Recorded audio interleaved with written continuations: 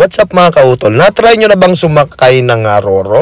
Kung kayo'y papunta ng Calapan, Mindoro, o papunta kayo ng Katiklan, yan sa Boracay. So pwede kayong gumamit ng Roro mga tol. So yung ferry dito. Eto, ang una natin i-hit mga tol, yung Batangas Pier. So eto yung mga kaganapan mga tol. Ayan, nakikita nyo, sobrang haba na ng pila. Kasi nung pumunta kami dito at sumakay kami dito mga tol, may okasyon. So parating yung undas. So October 29, 2023. So ito yung mga kaganapan mga tol. So umalis kami ng bahay madaling araw o alauna pa lang para makauna kami. Pero nabigo kami kasi hindi lang naman kami may gustong pumunta ng Boracay or pumunta ng Mindoro. So ayan, so ang aga na namin pero ang haba ng pila.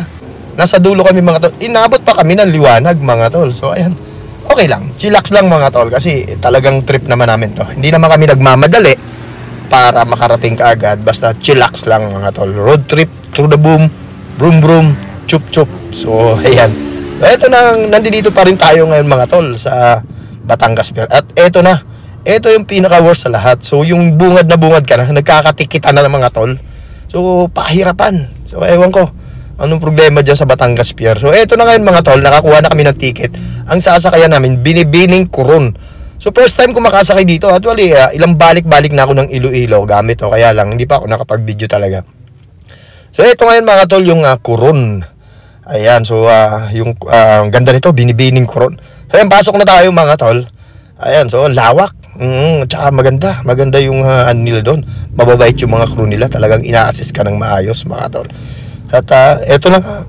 At syempre mga tol, ingat na ingat tayo magparking kasi love natin si TRD.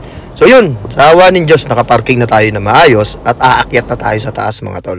So ikutin natin etong Binibining Coron. Maganda mga tol, nakita ko malinis. Tapos ang dami nilang may mga aircon. So eto, nasa labas muna ako, iniikot-ikot ko muna para makita yung lawak at linis ng Binibining Coron. So ito, pumasok na nga tayo sa loob. Aircon yan mga tol. At may 7-Eleven. At ito, umakyat pa rin ako sa taas. Lumabas pa rin ako. Kasi tamang chillax. O tamang tingnan natin yung ating mga malulupit na kababayan dito. No? Nag-chill din lang. O, di ba? So ito na mga tol. Akyat ulit tayo sa taas. So yung pinaka taas nila. So ang ganda na ng view dito mga tol. Talagang makikita mo na talagang tamang na iba-iba naman.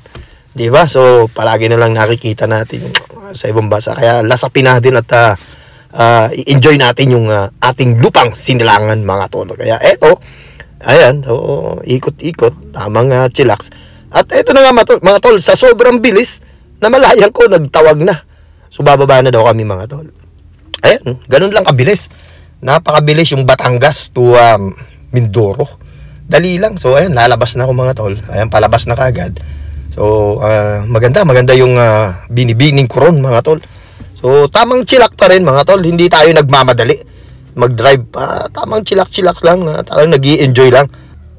Ang mahalaga, may malupit tayong remembrance mga tol. Kung makikita nyo dito mga tol, dyan sa sobrang pagmamadali yung nakamotor. Ewan ko. Ayan boom!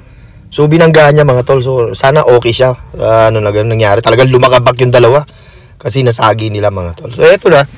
Tamang chillak na nga kami mga tol. Tamang road trip. Makikita yung mga kalikasan dito sa Mindoro mga tol. So ang ganda. So eto na tamang chillak sa pagdadrive. At ito yung gustong gusto ko. Yung may makikita kang mga pagkain at panglasang Pinoy. So nakita namin yung bibingka dito sa Mindoro. Masarap ang bibingka dito. So bumili kami ni Commander. So ayan diba. Habang nagdadrive nagchichillak. Kumakain-kain mga tol. Sarap diba. So ayun. Masarap yung bibingka nila. At eto na, tuloy ang drive mga tol. So ito ang malupit, di ba? Tamang nagchichillax mag-drive, pero maya-maya, nakita na kagad namin yung welcome to Roxas. Ibig sabihin, nandito na tayo sa pier ng Roxas. Going to Katiklan. Yan. Yung Katiklan na yan, mga tol, pwede na kayong tumawid ng Boracay.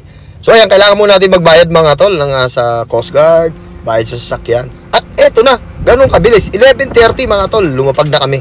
At bumaba na kami ng Katiklan Port. So all the way to Iloilo kami. So, kasi yung bahay ni Macy's dito sa San Joaquin, Iloilo. So ayan, so pababa na kami ngayon mga tol. Ayan, so tamang hindi pa masyadong gabing-gabi, 11:30. At konting-kunti lang naman, ang lapit lang naman ng Iloilo, 'di ba? Tapos sakto, maluag ang kalsada kasi kinaumagahan, eleksyon ng mga barangay captain at kagawad. So, 'yun ang sinamantala namin para tahimik ang kalsada. So, eto na 'yan, oh. Tamang chillax pa rin. At eto na kagad mga tol. Nahit na namin yung San Joaquin, Iloilo. Ayan, oh. Ayan yung bahay ni Commander mga tol. Nandito lang kami sa barangay Pitugos, San Joaquin, Iloilo. So ayan, pagkatapos ng nakabungad kagad. So ayan. So ayan mga kinaumagahan. Ayun maganda kay TRD kasi lahat ng gamit hindi talaga siya mababasa. Nandun lang oh. Oh, ang astig talaga yung tripod. Talagang hindi mababasa. So dahil nga umaga na kami naghalukay para sa mga pasalubong ni Commander. Dahil late na. So kailangan namin magpahinga. So thanks God at nandito lang kami. Nakarating na kami dito sa San Joaquin, Iloilo. Ayan. So ayan, tamang chillax na si TRD. Kasi masyado siyang napagod sa haba ng binahe niya. Diba? So, tamang garahe ka lang muna dyan. At meron naman tayong isa pang sasakyan dito. Ayan, si Adventure. Ayan, si Adventure mga tol. Ayun, oh. So, pinaayos natin yan. Pinakondisyon din, aircon. At saka yung gulong pinalitan natin mga tol. Para may magamit tayo dito.